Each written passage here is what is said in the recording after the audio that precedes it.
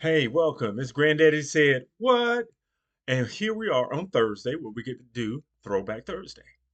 So, our subject for today is a game. Not a game that you play, but a game that you wear. Today, we're going to talk about the shoe game because everybody's got one. Now, when you look at today's shoe game, these games are off the chart. When you go in your kids' closets or you look in your closet, kids, you'll see, you got a blue pair of sneakers, a black pair of sneakers, white sneakers. You got this color, black shoe, brown shoe. You got Crocs. You got all kind of stuff today.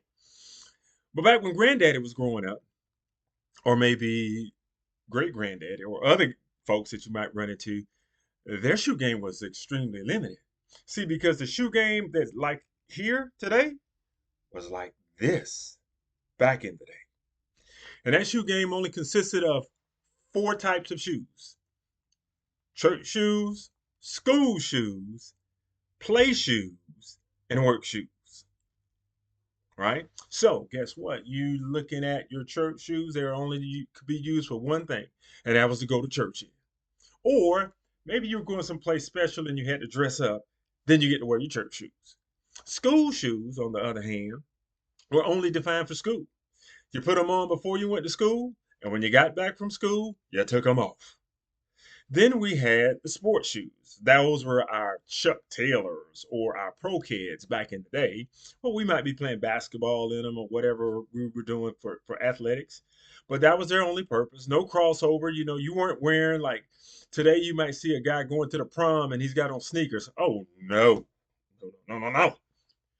And then work shoes. Well, what do you think you're doing in work shoes? You're cutting grass. You're trimming the lawn. You're cutting hedges. You're painting. You're doing stuff around the house that's called work, and you only do that in your work shoes. Now, there was something special about these shoes and the shoe game of the day.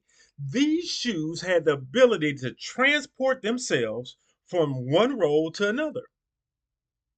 One reason they could do that is because when your mom and dad bought your shoes, they always bought them a size to a size and a half too big so that they would last.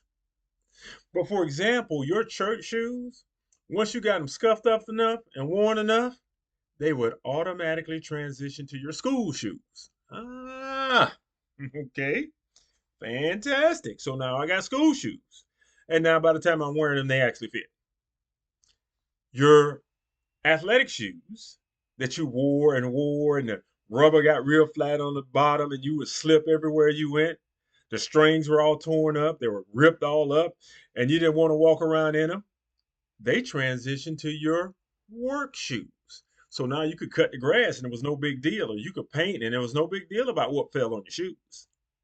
You see, that shoe game that was right here, four shoes for Granddaddy, was all we needed because it was only a few things that we could do.